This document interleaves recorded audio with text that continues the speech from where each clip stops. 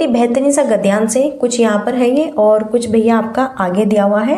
पहले तो हम इसे अच्छे से पढ़ लेते हैं, ओके। फिर इसमें क्या एक पॉइंट छिपा हुआ है वो मैं आपको समझाऊंगी अच्छे तरीके से, बिल्कुल ठीक है। तो निम्नलिखित गद्यांश को पढ़कर पूछे गए प्रश्न संख्या 1 से 8 के सभी सर्वाधिक उपयुक्त विकल्प का चयन कीजिए।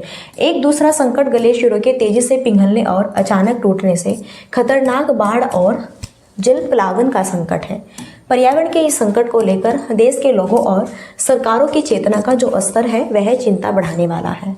खेत खत्म हो रहे हैं, पेड़ का काटा जा रहा है और जंगलों को लेकर सिर्फ आंकड़ों पर जोर है। उदारीकरण के बाद लोगों के रहन सहन और ज़रूरतों में आया बदलाव अब मुसीबत बनने वाला है। हम में से हर की ज़िंदगी में गैर जरूरी सुविधाओं का भोग लगातार बढ़ा है। 40 पार की उम्र वाले आसानी से अपने बचपन के दिनों को याद करके समझ सकते हैं कि संसाधनों का अंधाधुंध इस्तेमाल उनकी ज़िंदगी में किस कदर बढ़ चुका है। इसका असर मौसम, खेतों और फसलों पर पड़ रहा है। यही अगर हम बात करें, मार्च में खिलने वाले फूल अब फरवरी में नज़र आते हैं। जो फूल मार्च में खिलते थे ना, अब वो फरवरी में नज़र आते हैं। फरवरी में अचानक गर्मी पड़ती है और गेहूँ सूखने लगता है और जब तक फसल तैयार होती है अचानक बेमौसम की बारिश आकर उसे तबाह कर देती है। आम के बागवान शुरुआती बोरों को देखकर खुश तो होते हैं, पर अचानक मार्च का आंधी तूफान उनकी सारी खुशियों को निगल जाता है। पर्यावरण वैश्विक समस्या है, पर उसका हल हमारी ज़रूरतों को कम करने में छिपा है। अगर यहाँ पर हम बात करें, आज का जो गद्यांश है वह है यहाँ पर हमारे पर्यावरण से रिलेटेड। किससे रिलेटेड है भैया? वो है हमारे पर्यावरण से रिलेटेड, हमारे इन्वायरमेंट को लेकर के है। और देन यहाँ पे बहुत ही बेहतरीन है, मस्त एकदम चुटकियों में सॉल्व करेंगे हम। क्यों? क्योंकि आप देखो खुद ही, जितनी यहाँ पर बढ़ती टेक्निकल है, तकनीकी है, उतना ही ज़्यादा क्या है आपका पर्यावरण दूषित हो रहा है।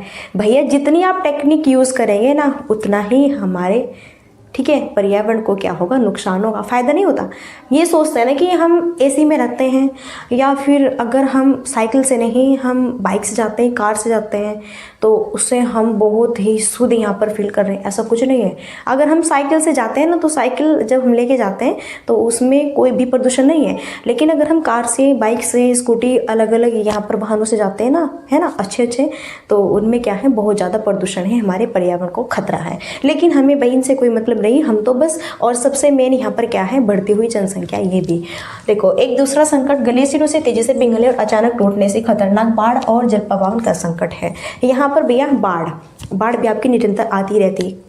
असम में देखो, वहाँ पर तो हर साल आपकी बाढ़ आती है। ऐसे ही और बहुत स्टेट है, क्षेत्र है जहाँ पर बाढ़ का आना निश्चित ही है। आज भी वह इलाका जो है आपका क्या है, यहाँ पर बिल्कुल नियंत्रित ठीक है नहीं है, वहाँ पर कोई भी है ना बदलाव नहीं देखने को मिला। पर्यावरण के संकट को लेकर देश के लोगों और सरकारों की चेतना का जो स्तर है वह चिंता बढ़ाने वाला है। चिंता बढ़ाने वाला तो है ही, कहीं ना कहीं आपका वैसे भी नेचुरली आपका कहीं ज्वालामुखी फट रहा है, कहीं पे भूकंप आ रहा है, तो कहीं पर बाढ़ देखने को मिल रही है। तो ये क्या है, आपकी नेचुरली यहाँ पे पर्यावरण इन्वायरमेंट की तरफ से आपको एक बड़ा खतरा है। और यह सरकार, गवर्नमेंट और लोगों के प्रति चिंता का विषय भी है ना, कि करे तो क्या करें। खेत खत्म हो रहे हैं, पेड़ काटे जा रहे हैं। भैया हम क्या कर रहे हैं आज के टाइम में, पेड़ों को अधिक से अधिक कटा रहे हैं और वहाँ पर हम अच्छी अच्छी बिल्डिंग बना रहे हैं, या फिर वहाँ पर हम कंपनियाँ, या फिर वहाँ पर हम फैक्ट्रियाँ स्टार्ट कर रहे हैं, है ना। ये नहीं सोच रहे हैं कि हम पेड़ों को ज़्यादा से ज़्यादा लगाएं, नहीं, हम उन्हें कटवाने के पीछे भाग रहे हैं कि यहाँ पर फैक्ट्री शुरू करेंगे, यहाँ पर फलाना ढिमकाना अपना व्यवसाय शुरू करना है हमें,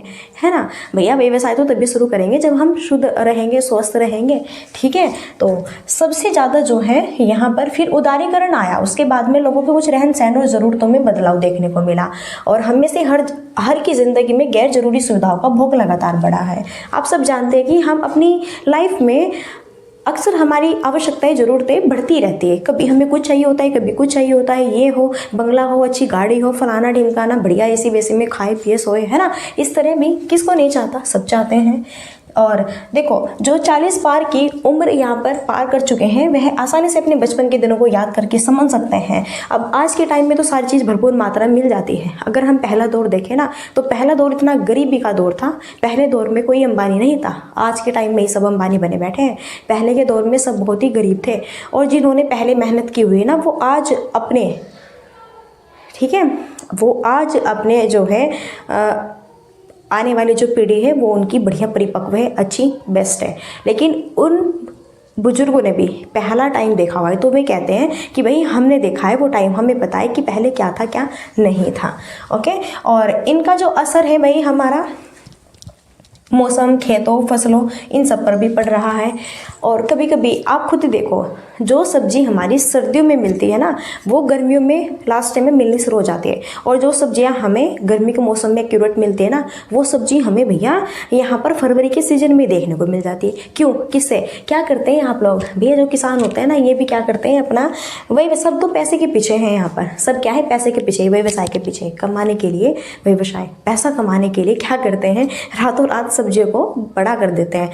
अब भैया लौकी होती है ना, अगर वो आज इतनी सी है ना लौकी, तो उसको इंजेक्शन ठोक देंगे ना तो इतनी बड़ी कर देंगे, और भाई जाओ जो है आप उसमें मार्केट में, और भाई सेल होगी उसकी, बेचना शुरू कर देंगे। तो यही चीज़ कह रहे हैं, जो आपके फूल कभी मार्च में खिलते थे ना, वो फरवरी में ही खिलने लगे, है ना। तो यही क्या बढ़िया पूरा कीटनाशक उर्वरक फैला रहे हैं, तो किसको दुष्ट कर रहे हैं, खुद भी दुष्ट हो रहे हैं, इतनी बीमारियां हैं, और हमारा साथ साथ इन्वायरमेंट भी। इससे सिर्फ और सिर्फ भारत देश ही दुष्ट नहीं है, पूरा संसार दुष्ट है। तो यहाँ से क्वेश्चन बनेंगे, अब हम सॉल्व करेंगे चुटकियों में। तो चलो मेरे साथ में आप बिल्कुल अपने क्वेश्चंस का एंजॉय लीजिए और मस्त तरीके से देखो। 7 मिनट हमारे यहाँ पर इस गद्यांश को पढ़ते पढ़ते हो गए। कुछ बच्चे बोर हो जाते होंगे कि मैम क्या इतना टाइम, आप देखो आज अभी हमारे पास टाइम है, देन हम लगा रहे हैं यहाँ पे टाइम, क्योंकि कंसेप्ट अगर हमारा क्लियर हो गया ना, तो फिर हम इसे चुटकी में सॉल्व कर देंगे। भले ही अगर आपको क्वेश्चन के आंसर भी याद नहीं है, लेकिन फिर भी आप कंसेप्ट से करेक्ट कर दोगे। पर्यावरण समस्या है भारत के, यूरोपीय देशों की, संसार भर की, एशिया की। बताओ, मैंने आपको बताया था कि जो ये पर्यावरण समस्याएं सिर्फ और सिर्फ ये भारत में नहीं है।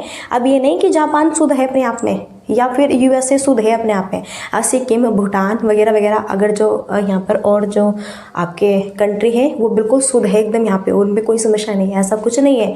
पर्यावरण की समस्या भैया, और हमारे भारत में तो चलो थोड़ी है, लेकिन अगर हम और देशों में देखें तो वहाँ पर तो कंटिन्यूटी आपके परमाणु बम पूरे बढ़िया से, है ना, छुपते हैं। अलग अलग देशों पर सब क्या करते हैं कि मुझे उस देश को उड़ाना है, उस देश को उड़ाना है, ठीक है। तो पर्यावरण समस्या है ये भाई संसार भर की है। ये जो हम परमाणु बम मिसाइलें बनाते हैं ना कि हाँ उस देश को ख़त्म कर देंगे, ये वो वगैरह वगैरह, इनसे भी बहुत ज़्यादा हमारा जो पर्यावरण है वो शुद्ध नहीं होता, अशुद्ध होता है भैया, ख़त्म है, ठीक है।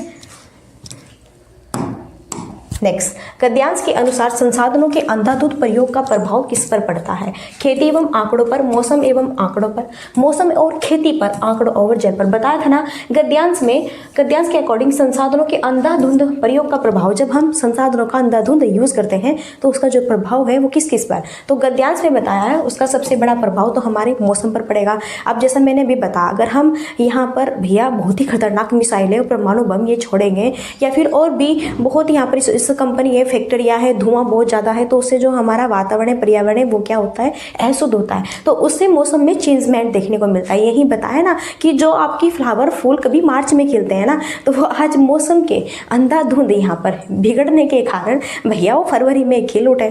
तो इसलिए कहते हैं मौसम सबसे मेन तो यही मौसम, जलवायु है, ये तो भाई मेन ही आपका क्लाइमेट। और खेती इस पर भी पड़ता है। आपने देखा होगा कि जब भी किसानों की फसल भाई यहाँ पर आपकी पकने को आते हैं ना, या तो धान की है, गेहूं की है, अक्सर करके तभी बारिश होती है, तभी आंधी तूफान बारिश तभी आना होता है। ये बिल्कुल रियली बात है।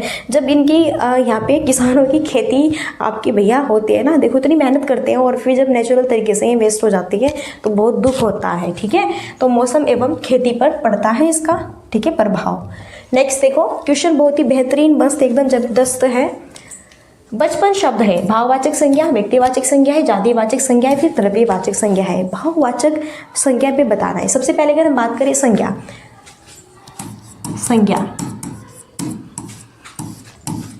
देखो एक आपकी है व्यक्तिवाचक संज्ञा, कौन सी है, व्यक्तिवाचक संज्ञा है। देन यहाँ पर जातिवाचक है, जातिवाचक संज्ञा है, ओके। द्रव्यवाचक संज्ञा है, और यहीं पर भाववाचक संज्ञा है, भाववाचक, समूहवाचक संज्ञा है। टोटल मिला के संज्ञा यहाँ पे कितने टाइप्स की है, 5। हमसे पूछा है भाववाचक संज्ञा। सॉरी, हमसे पूछा है बचपन, तो बचपन शब्द क्या है, एक भाववाचक संज्ञा है, इसलिए सही आंसर क्या होगा, ऑप्शन ए होगा। अगर हम यहाँ पे थोड़ा समझाने की कोशिश करें, देखो व्यक्तिवाचक संज्ञा, जिस व्यक्ति वस्तु स्थान से हमें किसी व्यक्ति का बोध होता है, जैसे राम स्कूल जाता है, तो इस वाक्य में राम, राम क्या है, व्यक्तिवाचक संज्ञा है। भैया किसी एक व्यक्ति का हम नाम ले रहे हैं, बुला रहे हैं स्पेशली उसको ही, तो राम और कोई नहीं है ना, वही है ना, तो यहाँ पे व्यक्तिवाचक संज्ञा हुआ। जातिवाचक क्या होता है, जैसे कि हमारी जाति है, हम क्या है यहाँ पे हिंदू है, मुस्लिम है, और इसमें बहुत सारी जाति हुई, जैसे कि यहाँ पर हम क्या है भैया, देखो पुरुष, लड़के, लड़की, ठीक है, जैसे यहाँ पे लड़के, तो लड़के में ये क्या है, आपकी जाति है। लड़के के अंतर्गत रामू, श्यामू, फलाना ढिमकाना, जितने भी भैया है ना आपके, कालू, पेलू, धोलू, सभी आ जाएंगे। ओके, ये क्या है, जाति है। ऐसा लड़कियां हैं, गर्ल्स हैं, तो लड़की में भी सभी लड़कियां, सीता, गीता, रीता, मीना, टीना, मीना, ठीक है, सभी इसमें आ जाएगी, ये हमारी जाति है। फिर द्रव्यवाचक संज्ञा, द्रव्यवाचक संज्ञा आपका वह होता है जिसे हम माप भी सकते हैं, तोल भी सकते हैं, छू भी सकते हैं। द्रव्यवाचक संज्ञा में हमारे सारे मिनरल्स आते हैं, जैसे कि सोना, चांदी, है ना, दूध, दही, घी ये आते हैं। भाववाचक में इसमें हमारे भाव झलकते हैं, जो चीज़ हमें दिखाई नहीं देती, सिर्फ ओनली हम उसे फील कर सकते हैं अपने अंदर, तो वह क्या है, भाववाचक। जैसे कि बचपन शब्द है, तो बचपन है भाई, बीत चुका है ना, अब हम उसे फील कर सकते हैं, हाँ मैं बचपन में ऐसा था, वैसा था, मैं ऐसे कूदती थी, यूँ करती थी, डांस करती थी, ऐसे वैसे, मैं बहुत दंगा करती थी, फलाना, ठीक है, इस तरह से। तो ये क्या है, भाववाचक है। समूहवाचक क्या होता है, समूहवाचक वह होता है जहाँ पर भैया बहुत सारे समूह होता है आपका, जैसे कि कक्षा, तो कक्षा में एक ही स्टूडेंट्स से तो काम नहीं चलेगा कि बस कक्षा में एक ही स्टूडेंट्स है, या फिर यहाँ पे एक ही टीचर से और कोई है नहीं और ऐसे पढ़ाया जा रहा है, देन ऐसे नहीं होता। जो समूहवाचक संज्ञा होगा उसमें कक्षा पूरी होती है आपकी, और इसमें यहाँ पर बहुत सारे स्टूडेंट्स होते हैं, टीचर्स होते हैं, यानी कि एक समूह है। जैसे कि यहाँ पे सेना होती है, तो उसमें बहुत सारे होते हैं सैनिक हमारे, है ना, तो यहाँ पर समूहवाचक संज्ञा होगा। बस बचपन शब्द, बचपन को हम फील कर सकते हैं, महसूस। अब देखो आज हम बड़े हैं, परिपक्व हो चुके हैं, कितने ईयर के हैं हम यहाँ पे, है ना, तो हम अपने बचपन को फील कर सकते हैं। हाँ मैं अपने बचपन में मैं मोटी थी, मोटा था, पतली, ऐसे, है ना, इस तरह से। चलो नेक्स्ट, गद्यांश के अनुसार चिंता का विषय है। गद्यांश के अनुसार चिंता का क्या विषय है, पर्यावरण के प्रति चेतना की कमी है, संसाधनों का उचित उपयोग है, उदारीकरण की नीति का होना है, जंगलों से संबंधित आंकड़े हैं। तो संसाधनों का उचित उपयोग कहाँ करते थे हम, संसाधनों का हम अधिक अंधाधुंध यूज़ करते हैं, जिससे कि हमारा इन्वायरमेंट है और हमारी खेती है ना, मौसम ये सब कुछ बिगड़ता है। उदारीकरण फिर बाद में आता है आपका, जंगलों से संबंधित आंकड़े नहीं। गद्यांश चिंता का विषय क्या है भैया, सबका इन्वायरमेंट के प्रति चेतना की कमी है। अब यहाँ पर देखो सरकार भी है, व्यक्ति भी है, अब आपके निरंतर कुछ ना कुछ नेचुरली घटनाएं घटित होती रहती है, लेकिन जब हो जाती है फिर बाद में सोचो क्या करें क्या नहीं करें, उससे पहले अगर हम भाई यहाँ पर सही तरीके से अपने इन्वायरमेंट को बचा के रखें, और ये सबका दायित्व होता है, ये सिर्फ और सिर्फ ये नहीं कि बस सरकार का दायित्व है, हर एक मानव का दायित्व है। लेकिन जब हमें पूरी फैसिलिटी चाहिए, नहीं भैया अब फ्रिज चलाते हैं, एसी चलाते हैं, तो इनमें भी बहुत खतरनाक गैसें होती है, और ये भी जब चारों ओर फैलती है तो इन्वायरमेंट पे इनका भी फर्क पड़ता है। लेकिन ये चीज़ हमें दिखाई नहीं देती है, हमें कार में जाना है, हमें तो ट्रेन में जाना है, हमें बस में जाना है वगैरह, हमें जो छोटे वाहन है साइकिल वगैरह इनका यूज़ नहीं करना है भैया, ठीक है। तो इससे भी तो हमारा इन्वायरमेंट ही क्या है, सुधे। अब ऐसुधे आप मुझे बताइए कि आप साइकिल पे जाओगे, नहीं ना, हाँ भैया मेरी पर्सनैलिटी कम हो जाएगी, साइकिल पे नहीं जाना मुझे या तो गाड़ी में जाना है, अच्छी सी कोई बाइक हो या फिर कार में जाना है, इस तरह। तो ये सबका दायित्व होता है। नेक्स्ट देखो, 8 क्वेश्चन हमारे गद्यांश तक ही रहेंगे। गलेशियर शब्द है, आगत है, तत्सम है, देशज है और तद्भव है। तो यहाँ पर ये शब्द रूप से क्वेश्चन पूछा गया है। सो गलेशियर जो शब्द है, देखो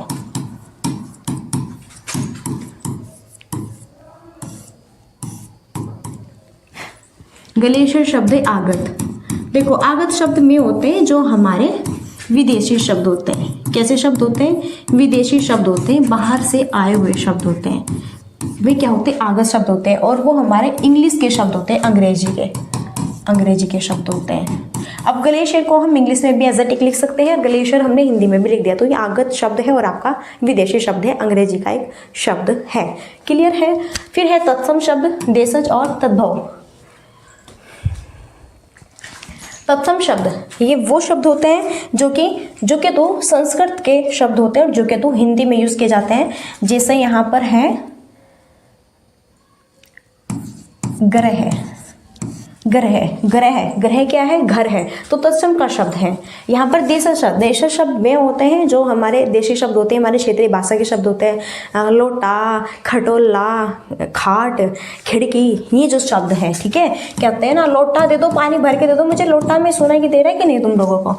ओके, इस तरह से हमारे भाई आपसे हमारे क्षेत्रीय भाषा के शब्द होते हैं, बढ़िया एकदम ठाट वाले, जिन्हें हम यूज़ करते हैं। और ये तद्भव शब्द जो कि आपके क्या होते हैं, जो संस्कृत के शब्द होते हैं, जो कि तो हम इन्हें हिंदी में यूज़ करते हैं। जैसे कि यहाँ पे ग्रह है, ये संस्कृत में लिख दिया, और यहीं पे ग्रह को हम घर भी तो बोलते हैं कि नहीं बोलते हैं? तो बस हुआ आपका। और क्या, जैसे कि माता है, तो माता, और यहाँ पे हम मम बोलते हैं, है ना, इस माध्यम से, है ना, ममत्व बोलते हैं माता। तो और बहुत सारे शब्द हैं कि आपके जो संस्कृत के शब्द होते हैं, फिर जो कि तो हम उन्हें हिंदी में भी यूज़ करते हैं। जैसे कि यहाँ पे आपका अशौ, अशौ संस्कृत का शब्द है, और अशौ को हम घोड़ा भी कहते हैं, वो तद्भव शब्द है हिंदी का। चलो नेक्स्ट देखो, गद्यांश के अनुसार पर्यावरण संरक्षण का सबसे उपयुक्त उपाय है आवश्यकताओं में कमी करना, भूमि अपरदन की रोकथाम करना, वृक्षारोपण करना, रहन सहन के स्तर में वृद्धि करना। गद्यांश के अनुसार पर्यावरण संरक्षण का सबसे उपयुक्त उपाय क्या है? तो पर्यावरण संरक्षण का सबसे उपयुक्त उपाय क्या है? देखो, पर्यावरण संरक्षण, पर्यावरण का बचाव हम कैसे कर सकते हैं?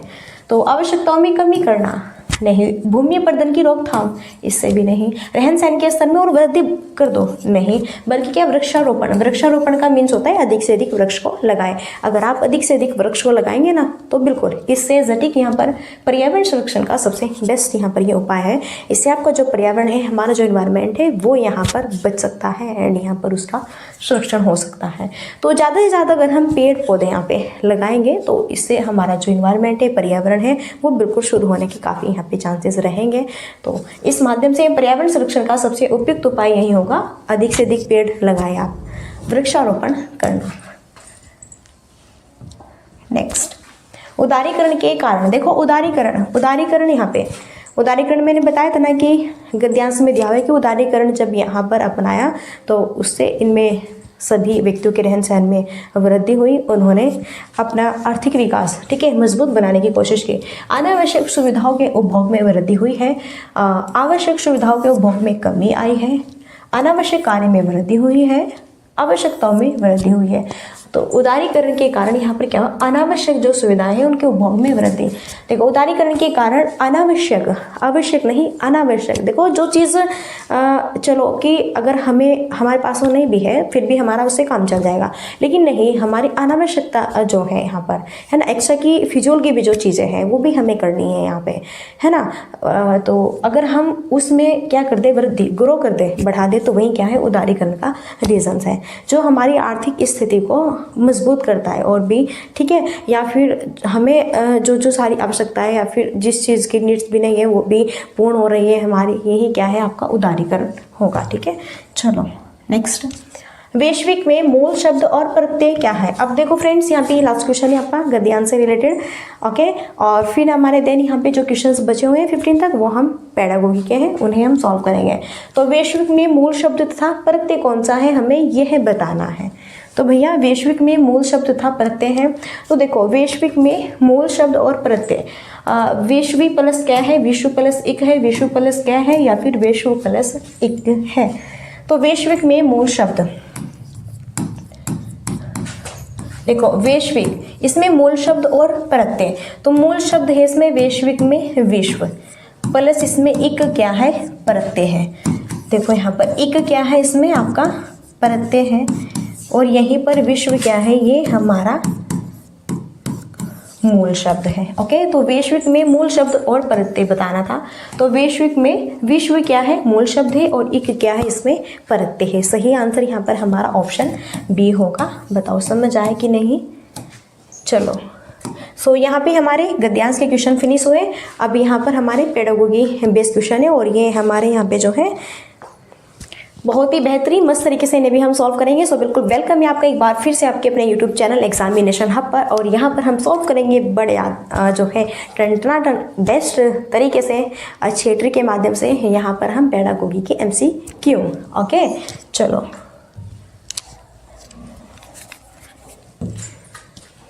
भाषिक दक्षता शिक्षार्थियों को किसके समर्थ बनाती है? व्याकरणिक रूप से सही और गलत वाक्यों में अंतर करना। भले ही व्याकरणिक रूप से सही न हो पर प्रवाह के साथ बोलने की दक्षता हो।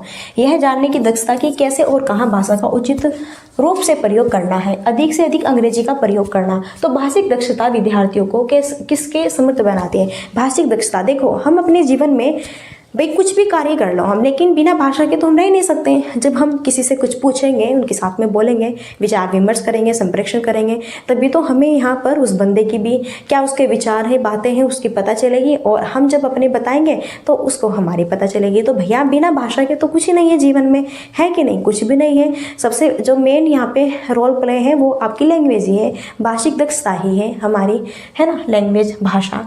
तो हमें यहाँ पे व्याकरणिक रूप से सही और गलत वाक्यों में अंतर करना नहीं सिखाना है बच्चों को। वैसे भी हमें व्याकरण के तौर पर बच्चों को नहीं सिखाना है, हमें तो उसकी क्षेत्रीय भाषा से जोड़ते हुए, उसकी मातृभाषा से जोड़ते हुए बच्चे का, तब हमें उसे यहाँ पर भाषा सिखानी है। तो हम उसे व्याकरणिक तौर पर अंतर अभी ये नहीं कराएंगे। छोटे बच्चे हैं, सही और गलत का माध्यम नहीं सिखाएंगे। अभी हम उसकी जो रियल लाइफ है, वास्तविक जो उसका जीवन है, क्षेत्रीय जो उसकी भाषा है, उसी के आधार पर जोड़कर हम उसे सिखाने की कोशिश करेंगे कि नहीं करेंगे? बताओ। तो इसलिए ये गलत होगा। बस अब गलत हुआ तो इसे नहीं हम लेंगे यहाँ पे।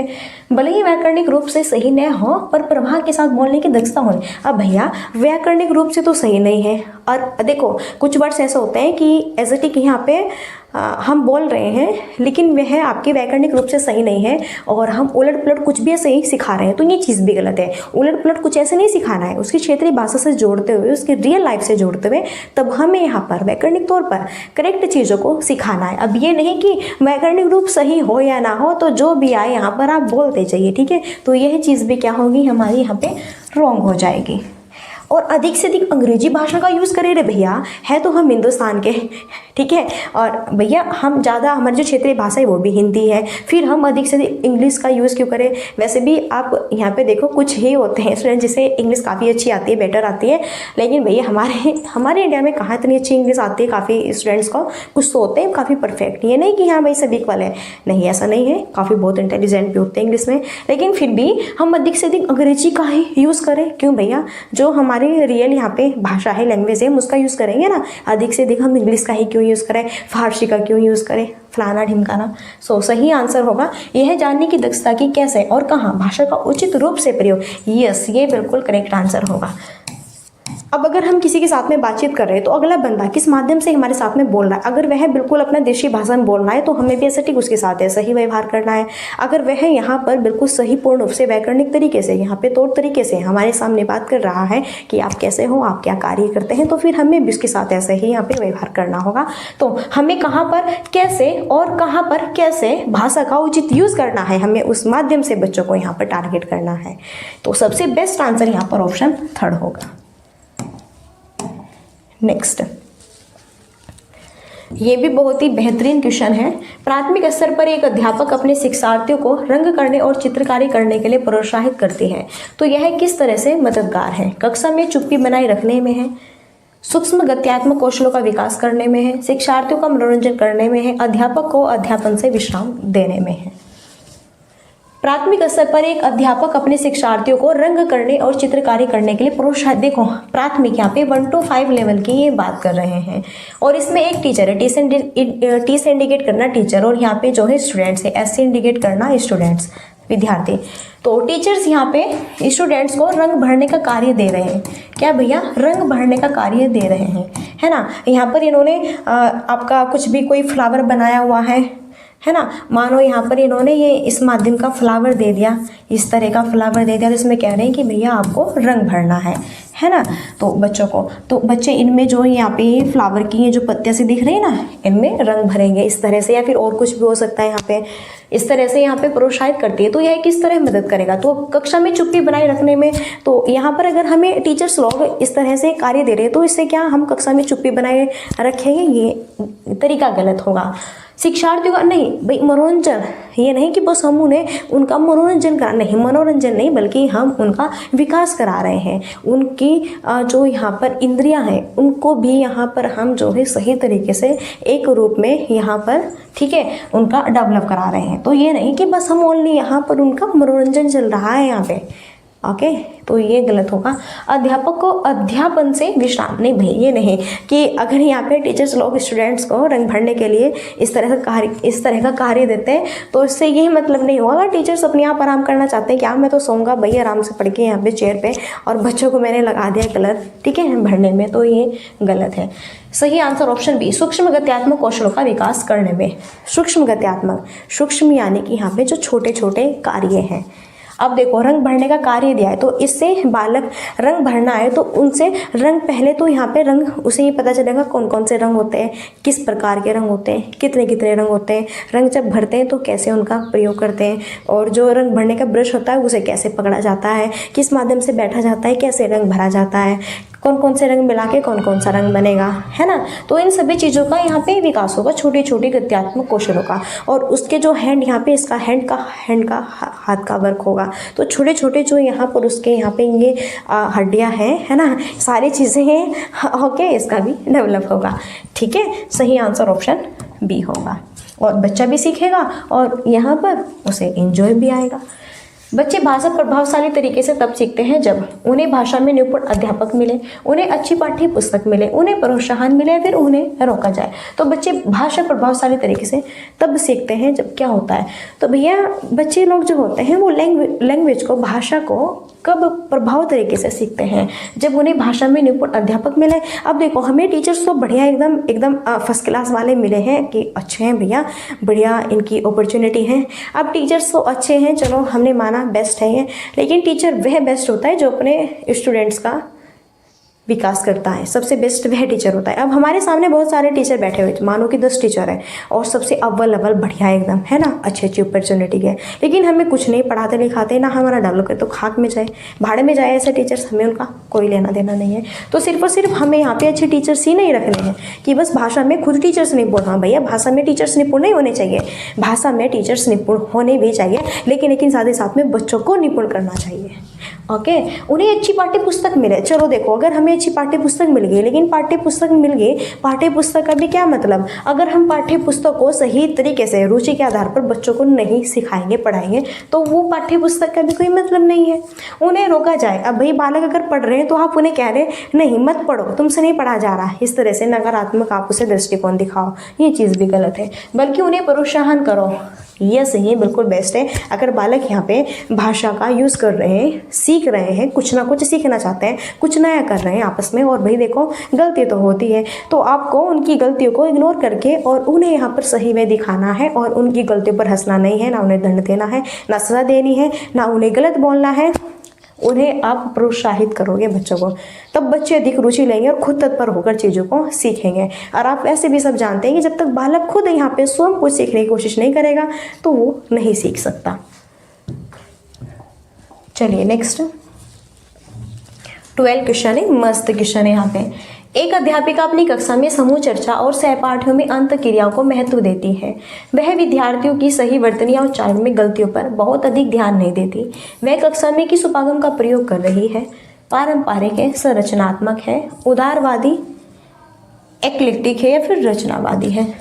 एक अध्यापिका अपनी कक्षा में, देखो एक टीचर से और अपनी कक्षा में समूह चर्चा और सहपाठियों में अंतर क्रियाओं को महत्व देती है। वह विद्यार्थियों की सही वर्तनी और उच्चारण में गलतियों पर बहुत अधिक ध्यान नहीं देती। वह कक्षा में किस उपागम का प्रयोग कर रही है? देखो एक टीचर से, वह समूह के माध्यम से बच्चों को सिखा रही है अंतः क्रिया के रूप में। मानो यहाँ पर 10 बच्चे बैठे हुए हैं ना, 1 2 3 4 5 6 7 8 9 10 10 बच्चे बैठे हुए हैं ऐसे समूह में, है ना, समूह बनाया हुआ है। तो और उनकी जो सही वर्तनी है और उच्चारण है, उनमें जो गलतियाँ मिस्टेक्स है उन पर बहुत अधिक ध्यान भी नहीं दे रही है वह टीचर्स। तो यहाँ पर वह कक्षा में किस उपागम का यूज़ कर रही है?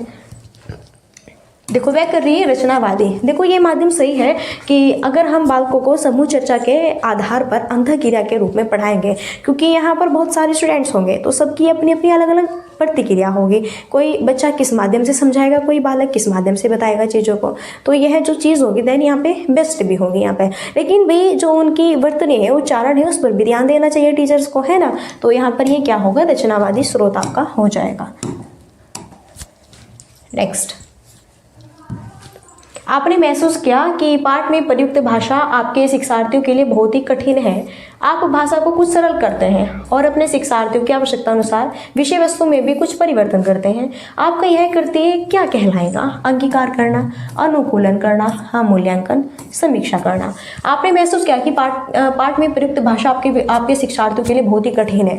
देखो, आप यहाँ पे एक सब्जेक्ट से और उसमें कोई आपका यहाँ पे चैप्टर है, आप वो पढ़ा रहे हैं और मानो कि वह उन स्टूडेंट्स के प्रति कुछ कठिन सी यहाँ पर है ना, कुछ यहाँ पे बहुत ही कठिन है। तो आप भाषा को कुछ सरल, तो फिर आप भाषा को कुछ सरल करते हैं अपने अनुसार। आपने देखा कि हाँ, इनसे नहीं हो पा रहा है, फिर आप भाषा को सरल करते हैं और अपने शिक्षार्थियों की आवश्यकता अनुसार, आप अपने विद्यार्थियों के अनुसार यहाँ पर जो जितनी उनकी कैपेसिटी है, क्षमता है, उसी आधार पर उन्हें विषय वस्तु में कुछ परिवर्तन करते हैं, यानी कि थोड़ा यहाँ पर उसे सरल बनाते हैं। तो अगर कठिन दी हुई है तो आप उसे सरल बना रहे हैं जिससे कि बच्चे सही माध्यम से सीखें। तो आपका यह कृत्य क्या कहलाएगा? आप अंगीकार नहीं कर रहे हैं, आप उनका मूल्यांकन नहीं कर रहे हैं, आप उन्हें अनुकूलन कर रहे हैं। अनुकूलन करना, अब देखो, अगर यहाँ पे हमारे सामने बालक बैठे हुए हैं, बच्चे हैं, और यहाँ पे अब देखो ये कठिन चीज़ है और मैं इसे सरल छोटे छोटे रूप में तोड़ करके अपनी भाषा में समझाने की कोशिश कर रही हूँ, तो मैं आपको क्या कर रही हूँ? अनुकूलन दे रही हूँ। अब यहाँ पर अगर ये चीज़ लिखी हुई है और अनुकूलन, मूल्यांकन, इनसे आप लोग समझ नहीं पा रहे हैं और मैं अपने माध्यम से अपने शब्दों में यहाँ पे बिल्कुल सरल भाषा बना के आपको समझाने की कोशिश करती हूँ। तो यही क्या है? अनुकूलन करना। मैं आप लोगों को समझा रही हूँ। अगर कुछ कठिन पैराग्राफ लिखा हुआ है और उसे हम सरल भाषा में तोड़ तोड़ के अगर हम करते हैं, समझते हैं, समझाते हैं दूसरों को, है ना, सरल बनाते हैं उनके ही अकॉर्डिंग, तो वो हमारा क्या कह रहा है कि हम उनमें अनुकूलन करा रहे हैं कि भैया कठिन चीज़ें से सरल बना दी जिससे कि बच्चे उनमें अनुकूलन करें। ठीक है, सही आंसर ऑप्शन सेकंड होगा। नेक्स्ट देखो, आज राजू विद्यालय जा रहा है। आज राजू विद्यालय जा रहा है इसलिए वह बहुत खुश है। अपने परिवार का वह पहला व्यक्ति है जो विद्यालय जा रहा है। उसके परिवार में से पहले कोई भी नहीं, यहाँ तक कि उसके अभिभावक भी विद्यालय नहीं गए। तो राजू को किस शिक्षार्थी के रूप में जानेंगे? प्रथम पीढ़ी, द्वितीय पीढ़ी, हर्षाग्रथ है, अल्पसंख्यक है। काफ़ी बेस्ट क्वेश्चन है और ये क्वेश्चन आपका एग्जाम में आया हुआ है। सारे सॉल्व पेपर है, ये सारे सॉल्व पेपर है, ये सीटेट में आए हुए क्वेश्चन है। इसलिए देन यहाँ पे देखो किस माध्यम से क्वेश्चन पूछे जाते हैं और उसी माध्यम से क्वेश्चन कर रहे हैं। ओके, तो आज राजू विद्यालय, देखो राजू एक यहाँ पे लड़का है जिसका नाम क्या है? राजू है। तो राजू भैया आज कहाँ पर गया? विद्यालय गया। चलो भाई, राजू आज विद्यालय गया। तो राजू अपने परिवार में पहला एक ऐसा व्यक्ति है, राजू अपने परिवार में पहला एक ऐसा व्यक्ति जो पहली बार विद्यालय गए। ना तो उसके पेरेंट्स विद्यालय गए कभी, ना उसके पेरेंट्स के पेरेंट्स कभी विद्यालय गए, बहन भाई कोई नहीं, वह ही प्रथम यहाँ पे व्यक्ति है जो कि अपनी फैमिली से फर्स्ट टाइम विद्यालय जा रहा है। तो वो यहाँ पर होगा प्रथम पीढ़ी का, यानी कि उसने ही स्टार्ट किया है विद्यालय जाना। ऐसा होता है कि भैया हमारे जो बुजुर्ग हैं, जो हमारे अभिभावक हैं, उनके भी जो यहाँ पे पेरेंट्स है वो भी कभी स्कूल से नहीं गए हैं आपके, है ना, पढ़े लिखे नहीं हैं यहाँ पे आपके, एजुकेटेड नहीं है।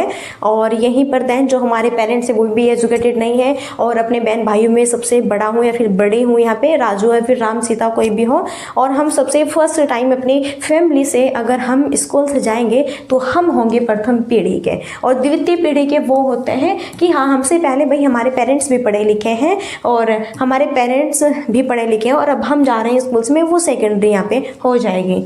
ठीक है, इसलिए सही आंसर होगा ऑप्शन ए। नेक्स्ट है और लास्ट है, यहाँ पे 15 क्वेश्चन है, बहुत ही मस्त क्वेश्चन है। देखो, अध्यापन की दुनिया में प्रवेश करने के बाद आपने अनुभव किया कि पाठ्य पुस्तक की शुरुआत में शिशु गीत और चित्र कथाएं होती हैं और अंत में वर्णमाला होती है। भाषा शिक्षण शास्त्र में इस प्रकार की व्यवस्था किस उपागम के अंतर्गत आएगी? बॉटम अप उपागम अधो शीर्षगामी है, टॉप डाउन उपागम उधर्व अधोगामी है, इलेक्ट्रॉनिक उपागम उदारवादी है, सौंदर्यात्मक उपागम है। अध्यापन की दुनिया में प्रवेश करने के बाद आपने अनुभव किया कि पाठ्य पुस्तक की शुरुआत में शिशु गीत और चित्र कथाएं होती है और अंत में वर्णमाला होती है। भाषा शिक्षण शास्त्र में इस प्रकार की व्यवस्था किस उपागम के अंतर्गत आएगी? ये आएगी टॉप डाउन उपागम के। देखो, उधर्व अधोगामी होता है, एक अधो शीर्षगामी होता है। उधर्व अधोगामी सिंपल भाषा में समझाऊंगी, कभी नहीं भूलेंगे आप। उधर्व जो अधोगामी होता है उसे हम कहते हैं कि यहाँ पर जब अगर हमारे सामने बहुत बड़ा पैराग्राफ है। मानो कि आज हम, देखो ध्यान से समझना, मानो कि हम आज कुछ पढ़ना चाहते हैं या फिर हमारे टीचर्स लोग हमें पढ़ाते हैं कोई सब्जेक्ट है, उसमें कुछ यहाँ पे चैप्टर है, देन ये पे चलो अगर वर्णमाला का चैप्टर, तो वर्णमाला के चैप्टर में हम यहाँ पर सबसे पहले ये नहीं सिखाएंगे स्वर क्या है, व्यंजन क्या है। हम पहले आपको यहाँ पर जो स्वर होते हैं, स्वर में जो ये ऐसे अनार है, आ से आम है, छोटी से अमली, बड़ी से छोटे छोटे छोटे छोटे, पहले हम छोटी छोटी चीज़ों को सिखाएंगे, बाद में फिर हम यहाँ पर एक विस्तार रूप देंगे। यानी कि जब हम छोटी छोटी चीज़ों को सीख लेंगे तो फिर लास्ट में हम बड़ी चीज़ों को भी सीख लेंगे। यानी कि पहले हम छोटे छोटे रूप यहाँ पे सीखेंगे और बाद में एक शक्तिकरण उसे दे देंगे। जैसे एक हमारे सामने बहुत बड़ा पैराग्राफ है और उस पैराग्राफ को हम तोड़ तोड़ के सरल सरल भाषा में, सरल सरल शब्दों में सीखते हैं और जब हम उसे सारा सीख जाते हैं फिर हम उसे एक पैराग्राफ के रूप में वो हमें चीज़ें समझ आ जाती है। ये होता है ऊर्ध्व अधोगामी। बॉटम अप, उपागम अधो शीर्षगामी क्या होता है, ये आपका वह होता है, देखो अधो शीर्षगामी ये वो होगा जिसमें कि पहले हम पैराग्राफ सीखेंगे और फिर पैराग्राफ के बाद में हम उसे संक्षेप के रूप में यहाँ पर तोड़ तोड़ के चीज़ों को बाद में सीखेंगे। ठीक है, यानी कि पहले हम यहाँ पर पूर्ण विस्तार करेंगे उसका और बाद में हम फिर छोटी छोटी चीज़ें। तो यह होता है अधो शीर्षगामी, ये ऊर्ध्व अधोगामी होता है। तो अब इसे आप कभी नहीं भूलेंगे। ओके, सही आंसर ऑप्शन सेकंड होगा। तो फ्रेंड्स, यहाँ पे बहुत ही बेहतरीन ये हमारा सेशन था और आई होप, आशा करती हूँ कि आपको ये समझ भी आया होगा। मैंने आपकी भाषा से ही जोड़ते हुए एंड यहाँ पे बहुत ही सिंपल बनाया है। सबसे मेन होता है, देखो वैसे तो बहुत सारे यूट्यूबर्स हैं, है ना, लेकिन भैया हमें यहाँ पे लैंग्वेज को कठिन नहीं बनाना है। ये नहीं कि हमें इसमें बिल्कुल यहाँ पे मक्खन मलाई, है ना, इस तरह से कि बहुत कुछ आप इस तरह से कि उलझा दो बच्चों को, नहीं। यहाँ पर हमें बिल्कुल क्लास को एक इंजॉय के साथ में और एक बहुत ही सरल सी लैंग्वेज का यूज़ करना है जिससे कि सभी हमारे जो प्यारे भाई हैं, बहन हैं और हमारे छात्र हैं और यहीं पर हमारे फ्रेंड्स हैं, है ना, तो वह यहाँ पे जो है सही तरीके से सीख पाए। तो भैया बस मैं यही आशा करती हूँ कि आप लोगों को समझ आए और ये आपकी स्टार्टिंग है, शुरुआत है। अगर आपको मेरे साथ में लास्ट तक बने रहना है तो चैनल को फटाफट सब्सक्राइब कर लेना ताकि आप मेरे साथ में काफ़ी इंजॉय के साथ में अच्छे से क्लासेस का इंजॉय कर सकें। तो यहीं पर अब हम अपनी वाणी को देते हैं विराम और लास्ट में आपको क्या करना है, देखो मैंने आपको पूरी क्लासेस करा दी, लेकिन क्लास के बिल्कुल भी स्टार्टिंग में ना बीच में मैंने आपको ये नहीं कहा कि आप वीडियो को लाइक करें, शेयर करें, कमेंट्स करके बताएं कैसा लगा और सब्सक्राइब करें। ठीक है, नहीं ना, लेकिन लास्ट में बस सिर्फ और सिर्फ एक बार कहूँगी आपको कि आप कर सकते हैं। अगर आपके लिए यूज़फुल है, बेस्ट है क्लासेस तो ही आप कर सकते हैं। मैं बिल्कुल भी आप लोगों को यहाँ पर फोर्स नहीं करूँगी। तो चलिए मिलते हैं नेक्स्ट सेशन में और तब तक के लिए so thanks for watching, keep study and bye bye, take care, Jai Hind, जय भारत, नमस्कार।